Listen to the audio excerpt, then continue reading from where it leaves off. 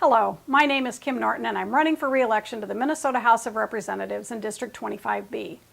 As a 22-year resident of Rochester, I have worked and raised my 4 children in our community.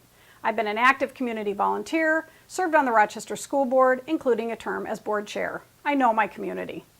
I originally ran for office because I felt we deserved a legislator that listened to our concerns, asked us what we wanted, and then represented those views with actions at the Capitol. My work as an advocate for education and children's health issues taught me firsthand the difference between a legislator who was interested and open versus a partisan representative with his or her own agenda. I ran to change that and firmly believe that I have. It has been a privilege to serve on your behalf in the legislature.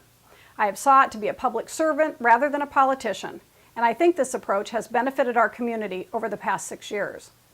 I have developed a reputation as a political moderate, with a strong work ethic who actively builds relationships with colleagues in both parties in order to pass good legislation.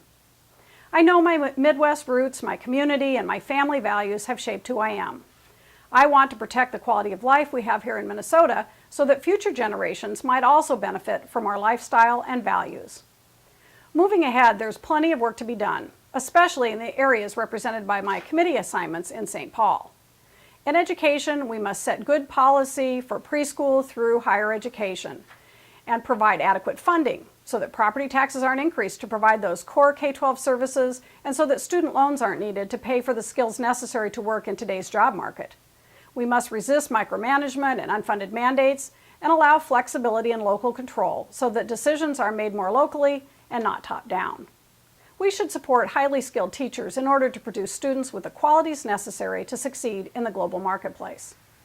In the area of workforce, strong policy is needed that helps Minnesota grow jobs and improves the job climate by lowering the corporate tax rate and removing exemptions so that the state's bottom line isn't negatively affected.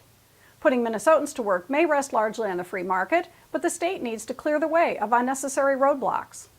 In the area of economics, I support using a balanced approach to budgeting, which addresses long-term solutions and not short-term fixes and shifts as has been done for far too long.